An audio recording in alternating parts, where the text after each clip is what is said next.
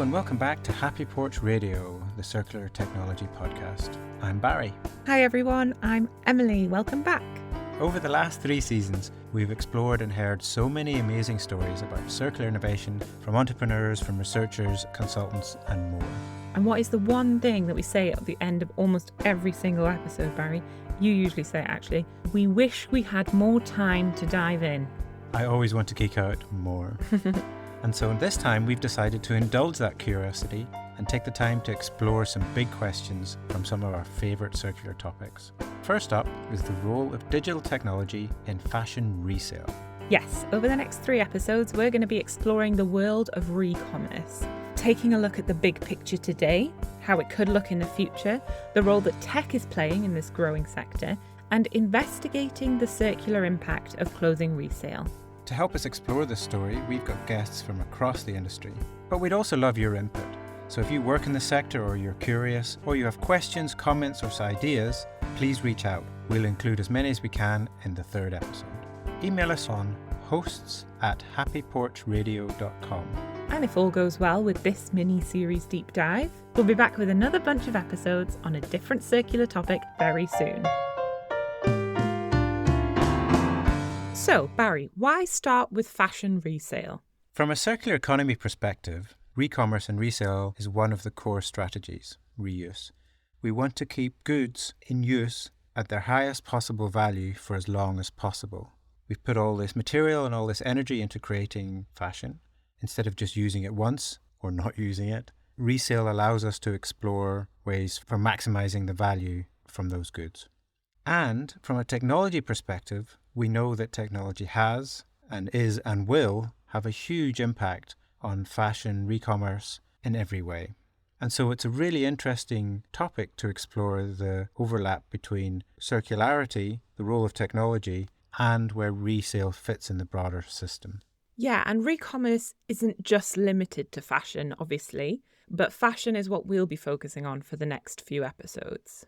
The fashion industry is huge and continues to grow. To pick one stat, 100 billion garments are produced annually. 100 billion is a huge number. It's a huge number in isolation. It's a ridiculous number when you think there's only 8 billion people in the world. And I bet those 100 billion garments aren't distributed evenly between those 8 billion people. The problems inherent to the fashion industry are huge, whether that's greenhouse gas emissions, resource use, waste. There are also a huge number of social issues with this linear model, whether that's in the production phase or also in that waste phase of like where we're shipping off our unwanted garments to. So when we're talking about solutions, fashion industry feels like a good place to start. However, there's growing interest in buying and selling pre-loved clothes and accessories. The resale and re-commerce sector is growing roughly 3 times as fast as the fashion industry overall. And re-commerce might not be a word that you're familiar with. There are actually many terms used for this industry. Second-hand, pre-loved, resale, vintage, thrift, re-commerce. Essentially, we're talking about anything that has been bought, used, and is now being sold again. In these episodes, we'll be focusing on re-commerce and not on some of the connected and related topics. So we won't be talking about logistics and transport and delivery, tracking of items and their use. We also won't be looking at related business models such as rental or sharing. Hopefully we'll explore those in future explorations. So what do you hope to get from this 3-episode exploration, Barry? So one thing is we actually want to do what we always said we would do and dig a little bit deeper into one area. But I think I also want to ask some tough questions. So our starting assumptions are that re-commerce in fashion will help with some of the problems we described. The re-commerce will be positive in terms of production and consumption and therefore waste, that it could potentially have an impact on some of the social and supply chain issues we mentioned, and that it can help us rethink the whole fashion industry. So that's one of the big questions. How accurate is that assumption? And another assumption is that re-commerce is economically viable and is practical. And I'd love to explore some of those challenges. And then crucially, from my point of view, from our point of view with the podcast, what role does technology play in all of that? Is technology playing a positive role in helping us change fashion for the better? Is it helping the business and practical goals? Or is technology actually making things worse? And then it would be fun to explore the future. Where's re-commerce going, and what role can technology play in that? Nice. What about you, Emily? Yeah, I'm excited about all those things too, particularly dreaming up a future where we're doing this really well and everything's running super smoothly. That's really exciting. Personally, as a user of these models and platforms, I kind of feel invested in this. Like, I've always been curious about the actual impact of this sort of behavioral change that we're seeing. So I'm excited to look at the situation as it stands, address some of these issues, and then, as you say, dream about a wonderful future of what this could be, fulfilling its potential. Without further ado, let's jump in. The philosophy behind re-commerce is nothing new. For as long as we've had clothes, we've passed them on, or we've sold them on, or we've reused them. It's funny, actually, to think that these days, thrifting or buying reused clothes is almost like a counterculture. Whereas that has been the norm for the majority of human existence. And actually, it's just this recent period where we've had this like abundance of production and resources, and that abundance is kind of the strange part. Yes, and for, I guess, the last 100 years or more, we've built up this very linear process, this very optimized, this very powerful process of production. In fashion, that means a supply chain that stretches across the planet and that's built on identity and brands and the thrill of shopping and maximizing the linear flow of those materials to the absolute ridiculous extreme, ridiculous in my opinion. But we shouldn't be looking back with rose-tinted glasses. It's not like we want to go back to the 1800s or something. Modern technology and the modern economy has brought us huge benefits and great things. But what we need to do now is start to rethink all of that and push back against those negatives. And from the fashion resale point of view, what has changed most recently is we're moving from just the charity shop in the high street to potentially, in addition, mainstream online, very digital and very growing fashion re-commerce. And the obvious driver for that is technology. And so given all of that, can we make re-commerce part of a broader circular economy solution to those problems which are built into our current, very optimized linear model of fashion? I do still love a good charity shop on the high street. But you're right, Barry, there's this whole like online ecosystem of re-commerce that exists today. And within it, there are various different models, many companies offering different solutions. We wanted to get a sort of big picture look at this industry. So we spoke with Cynthia Power, an expert at helping apparel companies navigate and operationalize resale through her company, Multivolte. She's also the co-host of the Untangling Circularity podcast.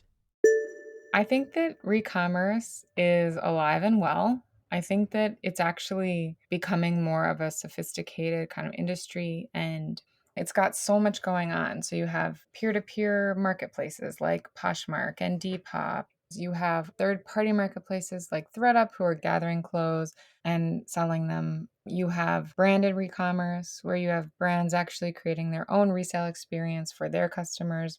There's just quite a nice breadth of options and different types of businesses within re-commerce. So to me, that points to it. It is continuing to grow as its own little segment of, an industry. And it's continuing to kind of refine, and you have many different software providers that are offering slightly different things, which can be confusing, but is also, I think, reflective of the kind of varied and nuanced needs of different brands. We saw like a huge kind of explosion of new businesses and new software providers and lots of people getting into the space for the first time. And it was kind of this like first wave. And I think now it's much more subtle of like, okay, so maybe as a brand or a marketplace has been doing this for a year or two or a few years. And now they're wondering, should we add on this type of service? Or it's those smaller questions, and it's kind of learning what works with the business models, what doesn't, how can they make enough revenue? So to me, that's really healthy and is exciting that it's kind of becoming more nuanced. So Cynthia outlined 3 broad modes of resale there. Peer-to-peer, which includes the big platforms, the eBays and Craigslist and Facebook Marketplace, as well as many of the newer fashion-specific platforms. And then there's managed marketplaces, which is where the platform takes an active role collecting and delivering and authenticating and validating the items. And then there's brand owned, which is where the brands themselves, often in partnership with a resale technology provider, have resale happening under their own branding, their own identity. All slightly different, with different benefits and different challenges, and each one is a slightly different approach or a different model, but to the same basic end goal. Yeah, all driving towards the end goal of re-commerce, essentially. We are going to look at 4 main stakeholders invested in re-commerce. First of all, you've got the resale platforms and the technology providers themselves. Then there's the apparel brands. Obviously, there's the customers, and there's also the wider planet and its citizens. In the rest of this episode, we're going to explore the opportunities for each of the latter 3: brands, customers, planet. We want to look at the particular motivations that might be driving the resale boom and what challenges these viewpoints present. Because if we want resale to grow and we want it to be the solution that we all hope it can be, we need to be getting it right when it comes to the needs of all of those stakeholders. Okay, let's start with fashion brands. Why might they get involved in this space? As Cynthia highlights, their motivations might be different in different cases. You could look at that through the lens of what are their pain points, a brand's pain points, and what are they trying to solve for, right? So like if you have a brand that's saying, well, this year our strategy is really about efficiency and maybe we're replatforming our warehouse. Resale is a great place to leverage warehouse damages and like that corner of your warehouse that you have all this stuff that you can't sell anywhere else. And you could say, all right, we'll have a resale program that's starting with that. That's really about getting us as a company to like a super efficient place where we feel confident that we have a stream for everything that comes back to us, a stream and a process and a monetizable process.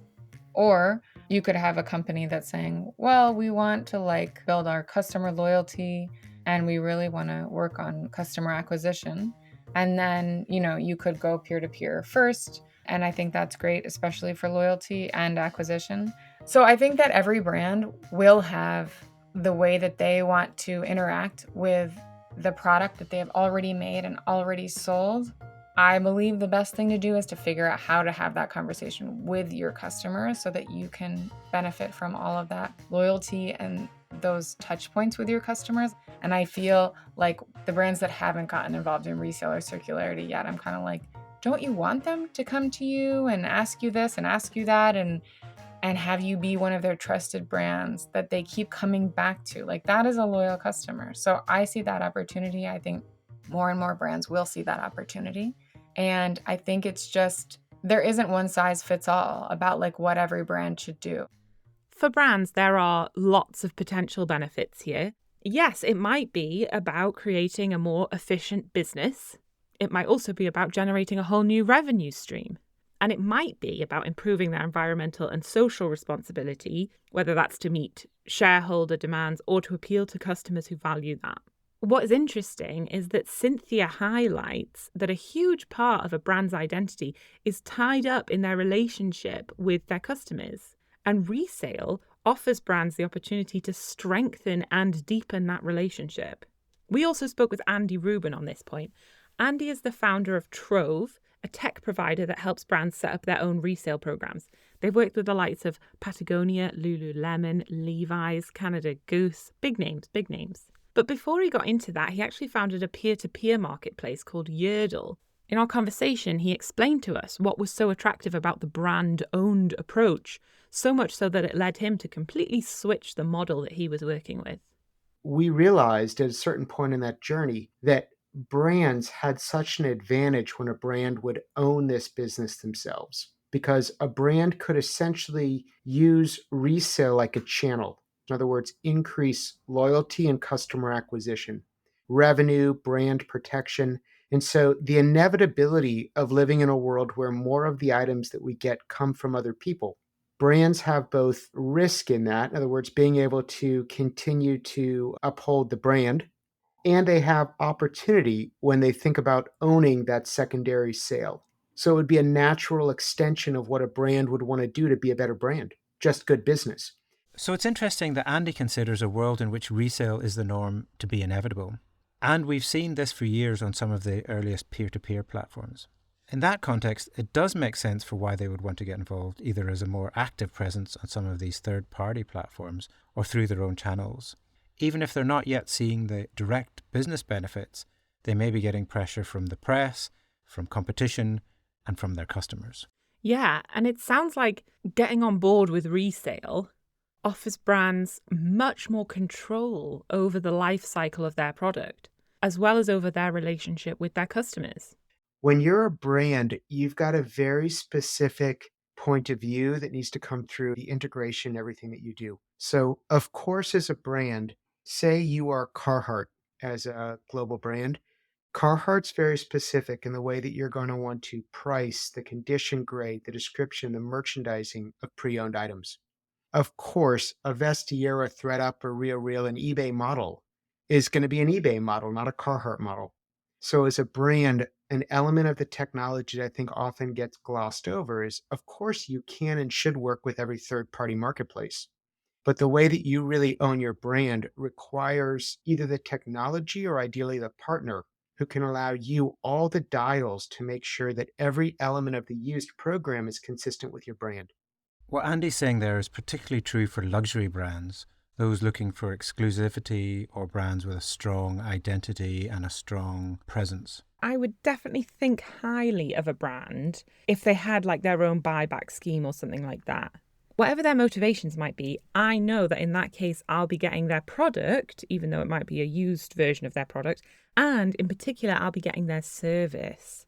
And, you know, maybe that's because I really trust their commerce platform or their customer support, or I know I can get delivery updates, whatever it is. It's really nice to know that you can have that. From the brand's point of view, doing it themselves is more work. And that's why the resale as a service technology offerings exist, to try and help brands make that better. Resale as a service is, I guess, exactly what it sounds like, providing the technology and sometimes the supporting physical services, allowing a brand to start a buyback scheme and a resale program without necessarily needing to build everything in-house from scratch. And the brands also need it to have a strong commercial case. Otherwise, they treat it as a sideshow, as a distraction. So having pilots and real data is really key for the brands before they can fully commit to this kind of re-commerce. One of the other huge benefits of a resale program is allowing brands to really understand their market, their users. I don't like consumers. So let's talk a little bit about them. There are pros and cons for users on all three of the different kinds of re-commerce platform that we talked about.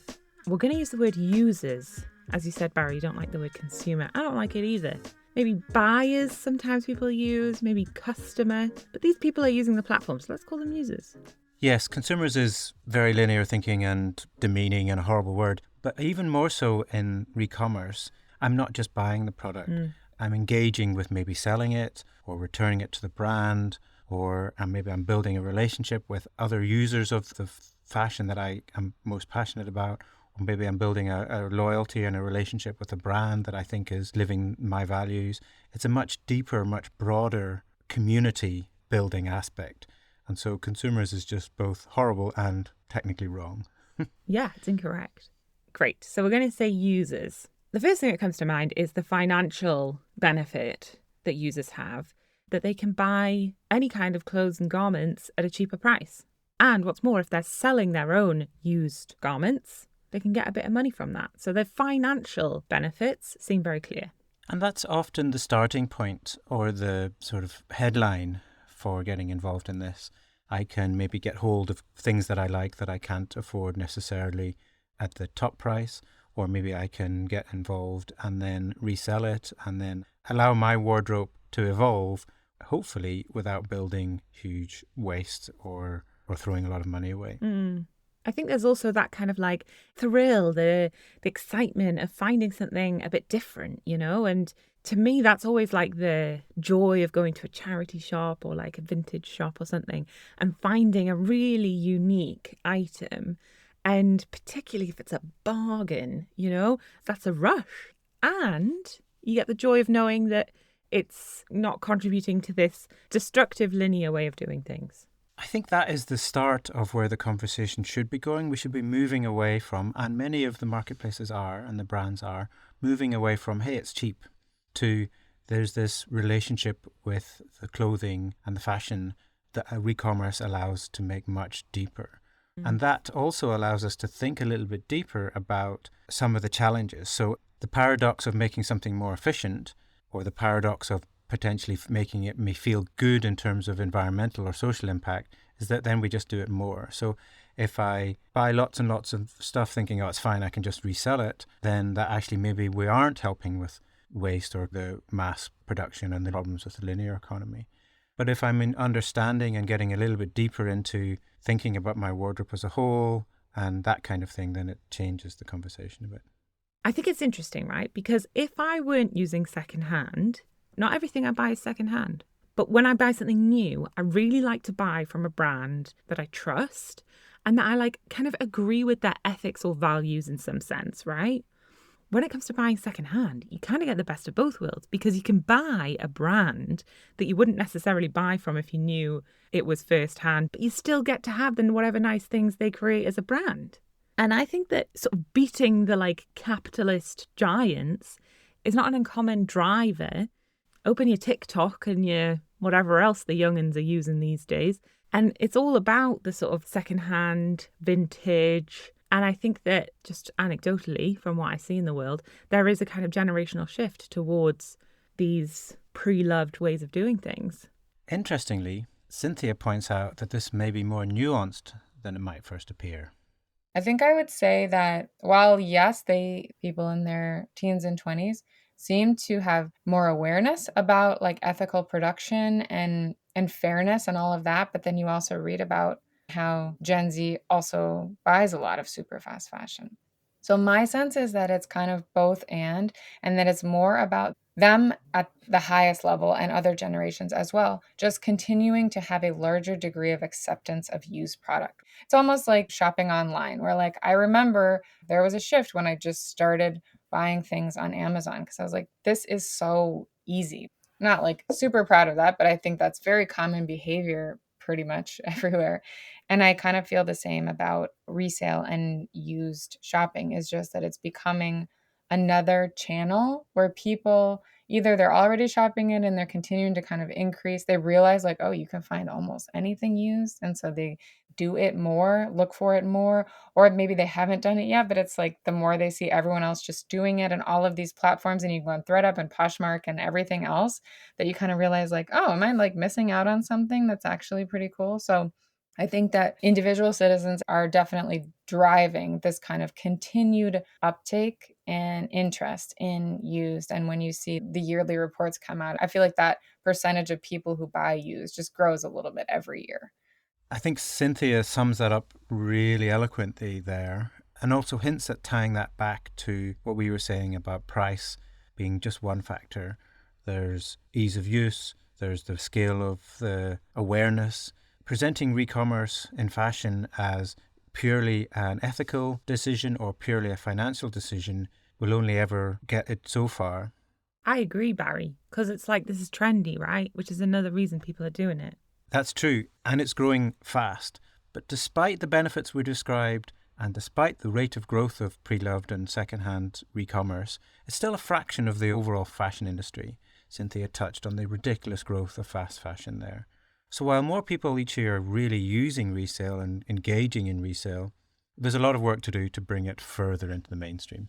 Yeah, and we talked about the benefits, which are real, the benefits for the user. But from the user perspective, there are also difficulties, there's also issues with it.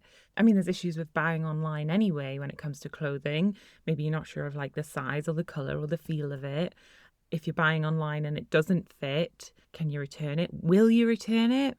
But then when you've got the like pre-loved aspect folded into that, there are other issues that sit on top of it. Maybe it's a little bit more used or a little bit more worn than you anticipated it would be, or maybe it's a bit more damaged than it was described to be. And if you're not buying direct from the brand, if it's not through a brand-owned platform, it can be hard to check things like, well, this says it's a size 12, but what does size 12 mean? Like, what is that in your brand sizing? And obviously you're not going to have multiples of things like you would on other online platforms. It's like this one in this size, in this colour, like it or not, boom. So yeah, there are issues. That's not even touching on things like authentication. Is it actually what it says it is that I'm being sold online? Yeah, totally. And if you are a different kind of user, if you're putting your selling hat on, particularly on the peer-to-peer again, that can be a hassle, taking all the photos, uploading every item one by one. It's not always a smooth process using these platforms. In many ways, that's the opportunity for the technology. Solving problems is what technology does. What we're seeing in the linear industry is all of those problems solved or optimized to the extreme over the last many decades. What we're seeing at the moment in the re-commerce industry is the beginnings of people trying to really deeply solve those problems. Some of the marketplaces are really working hard on making those easy, on producing the quality, on authenticating, and etc. Overarching many of those problems is simple ease of use, making it simpler and easier to engage in re-commerce. And Cynthia talks a little bit about that. To bring Amazon up again, right? Like whenever I'm shopping Amazon, I'll always look and see, is there a refurb option? Is there one of those things, if you just scroll down a little bit further, it's like, and there's another seller that's selling this for $10 less and it's still in the box, it's just been opened, right? I think that the more it is available to people in the places that they already shop is really important to kind of continuing customer interest and like uptake. On the supply side, I think that's maybe where we need to do a little more work. And we need to make that easier. And I think that's quite challenging. You know, many super sellers on these platforms that are selling, hundreds and thousands of items. I know less individuals who are willing to really go in and list all of their new giveaways and everything. Like it's really, I think it's still quite a headache. And it's hard to figure out how to get valuable things that people are done with and put them on the right platform and bring value back to that seller and to the platform that's selling it.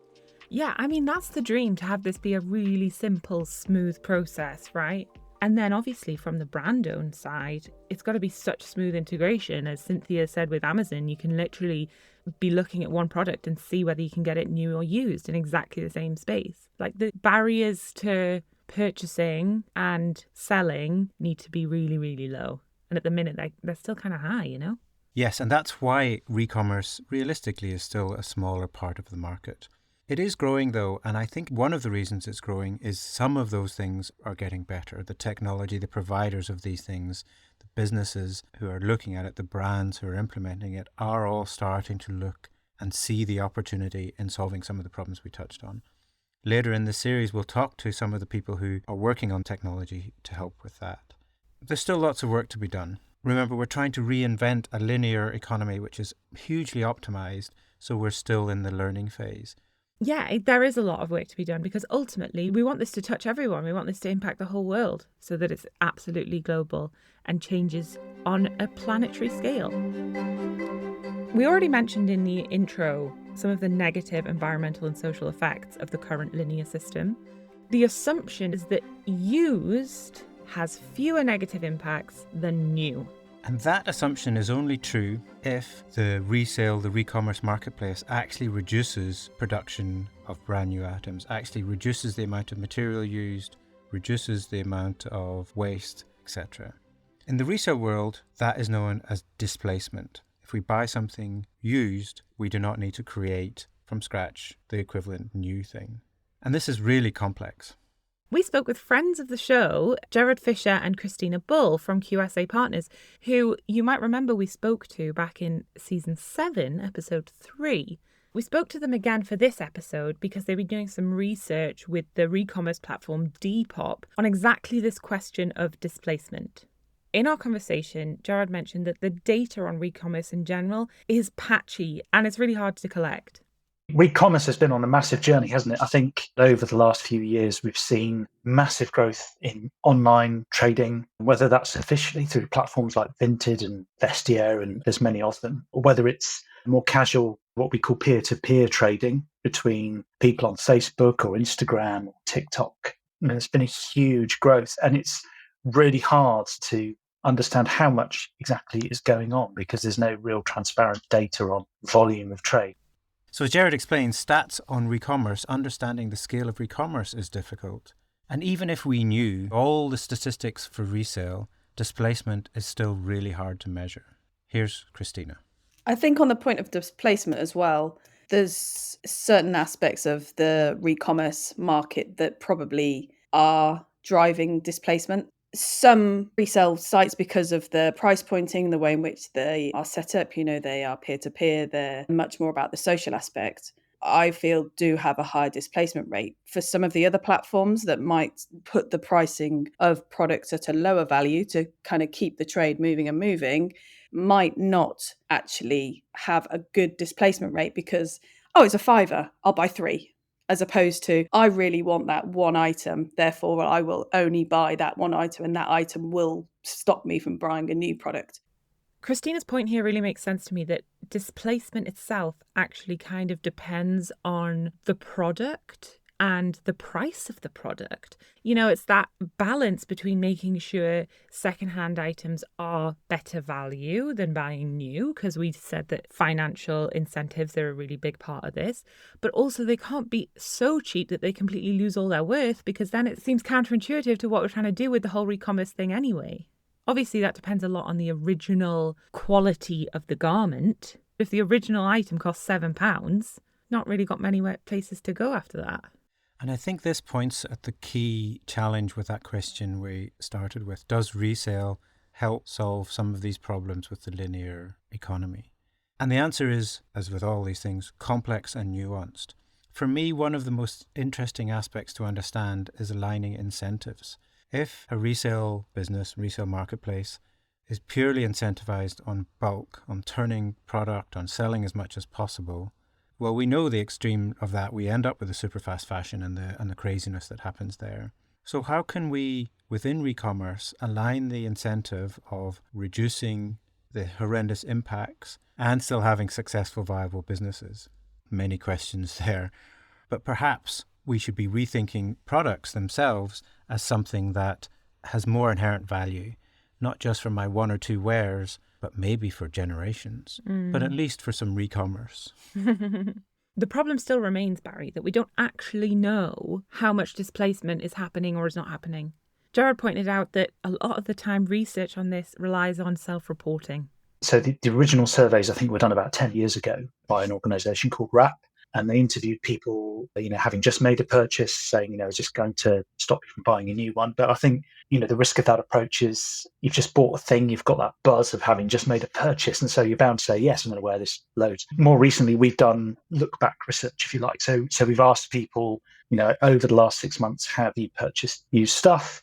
They say yes. We carry on questioning them. And, then we ask about particular items or their last pre-owned purchase. And so we then have very clear attachment to an item that they know they've bought, and they can speak honestly about whether they have worn it, whether it has prevented them from buying a new thing. So, if it's, say it's a winter coat, people aren't going to have rafts and rafts of winter coats. So it's highly likely it's displaced something. If it's a T-shirt, well, we've all got dozens of them. So it might have delayed a purchase, but not necessarily prevented one.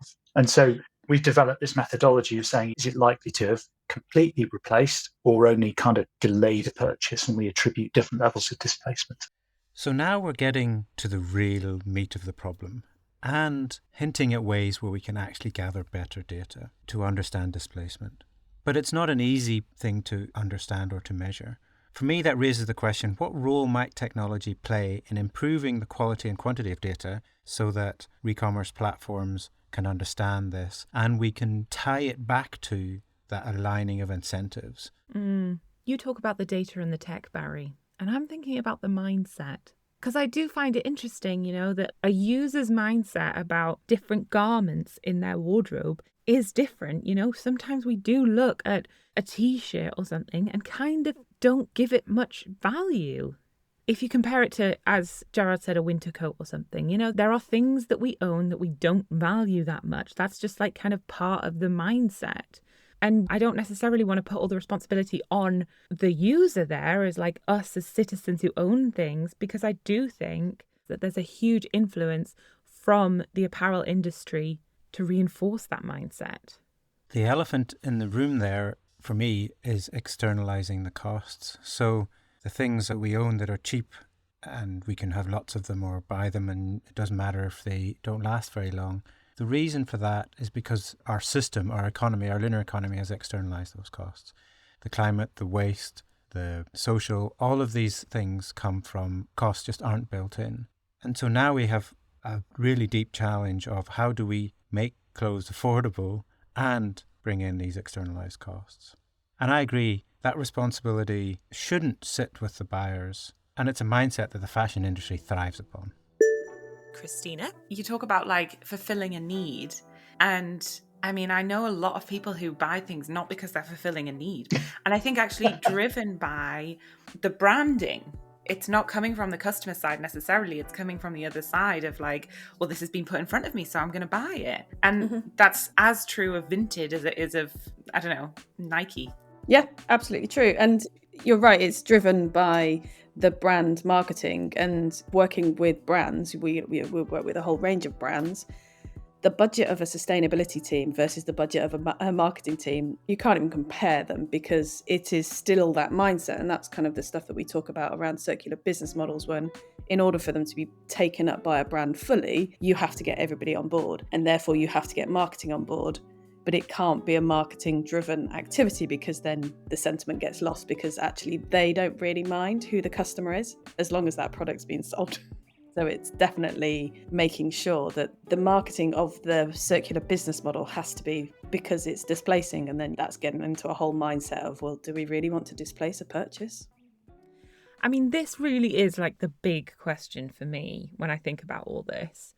I feel that tension, and I'm not sure if it is possible to have a thriving and impactful re-commerce ecosystem, because I'm not convinced it's entirely compatible with the bottom line interests of so many brands, the majority of the fashion industry. Is that possible?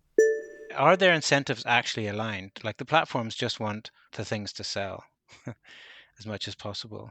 Many of them have impact reports or talk about mission-led stuff or whatever.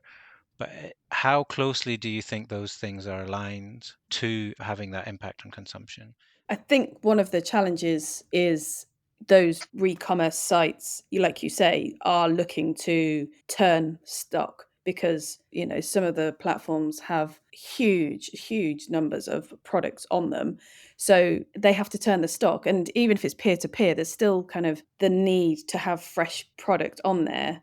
So there's certainly an aspect of linear mindset around that, because you're still having to shift product. And therefore, if you're shifting product, people are buying more than they need.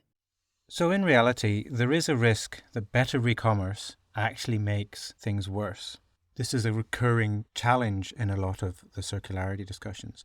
By making something better or more optimized, do we just end up having more of it without thinking about the consequences of that, the externalities especially? And I think technology has a really important role to play in that. Technologists, as listeners to this podcast will have heard me say, technologists have an ethical and moral responsibility.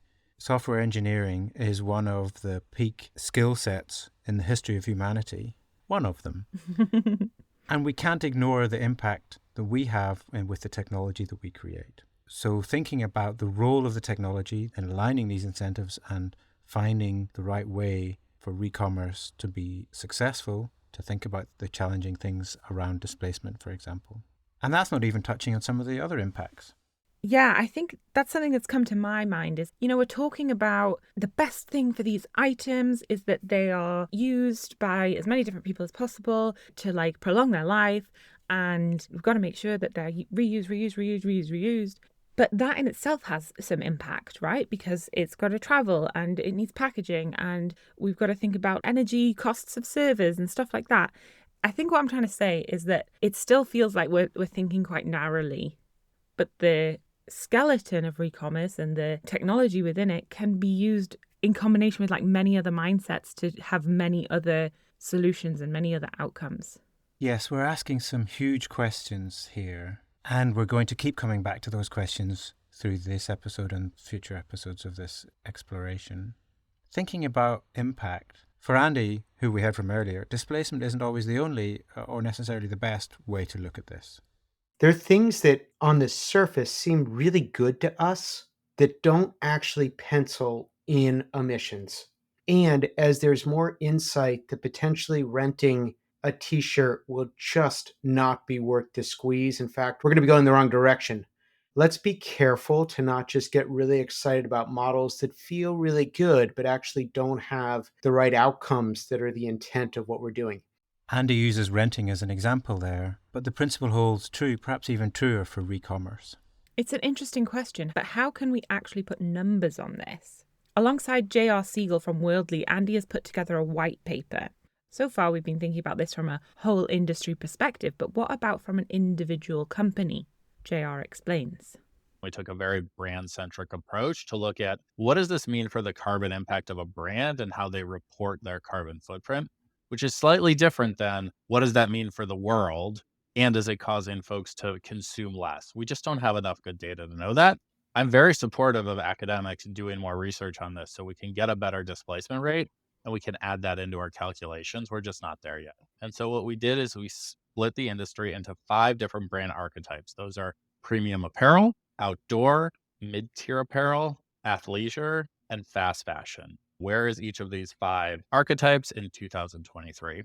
When we think about carbon, though, what we're really focused on is the future. How can we meet the Paris Agreement? How can brands move us towards this climate future that we all want?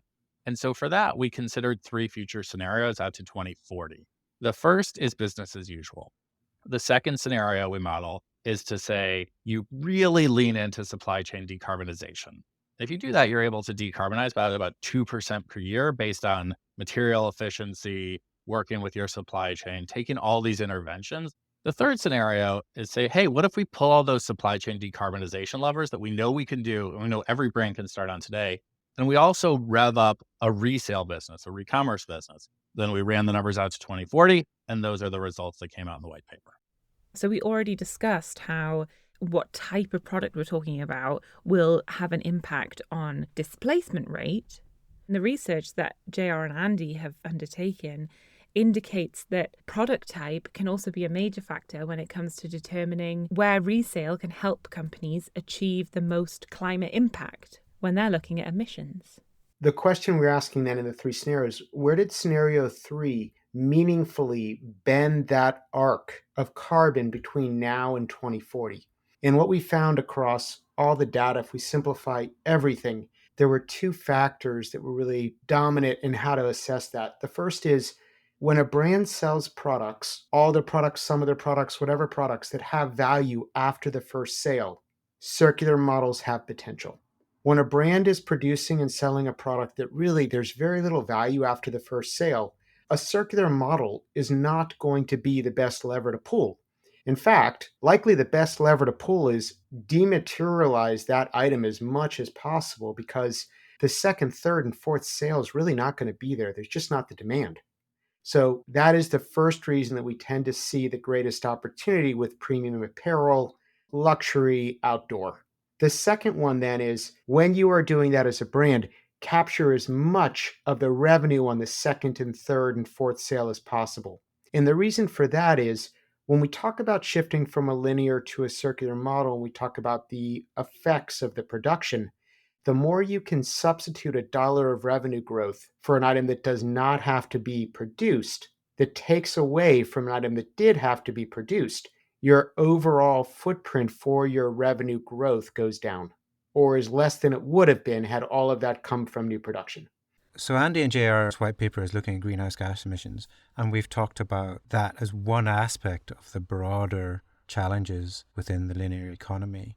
And we know that there's many other potential beneficial impacts of resale from an environmental standpoint, and that just doing resale doesn't automatically lead to these benefits.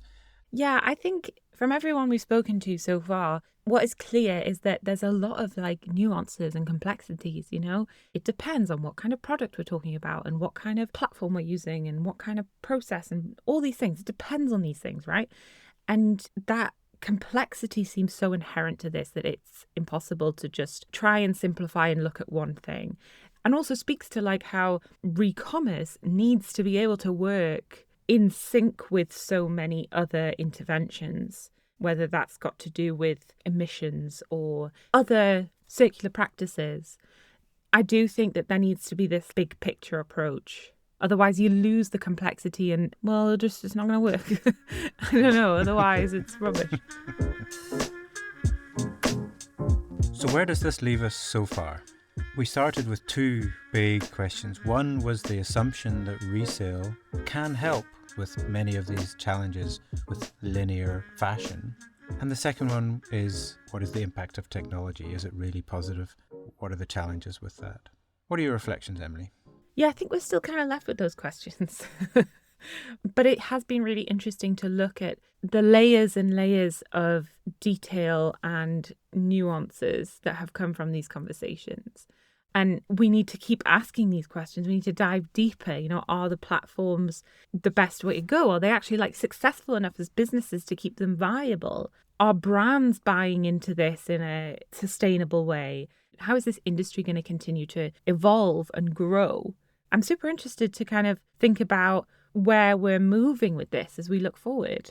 One of our real themes from previous seasons of the podcast is embracing the complexity and the system thinking needed to look at circularity. And it's interesting that our deep dive into one topic really clarifies that point.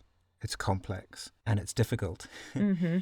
Setting aside eco-anxiety and stress about it all, I really enjoy the complexity of those problems. Yeah. And as technologists, we claim to thrive in complexity and enjoy finding nice solutions to difficult problems. So it's a place that feels very natural for technologists to get involved in, for software engineers to get involved in. And I really love that we started here because this is a real meeting point of those technological tools, the data, the commercial trends, and also our mindsets as citizens and our collective mindset, as a community, when it comes to valuing resources. And I think over the however many episodes we've done about circular economy now, we keep coming back to this question of valuing resources and how can technology and the tools and the processes support us to value the resources we have. And this industry feels like such an obvious place where all those things merge, the meeting point of all those things. That's really true. And I'm quite interested in the idea of re-commerce being a powerful gateway to wider circularity and deeper change. Perhaps in future episodes, we'll talk a little bit about that. But as an example, if I'm a fashion brand and I'm currently have only surface visibility into what happens to the product after I sell it, if I'm now involved in a resale program, I'm physically potentially getting things back. I can physically hold and see how the people who are wearing my clothes, my fashion, are using it.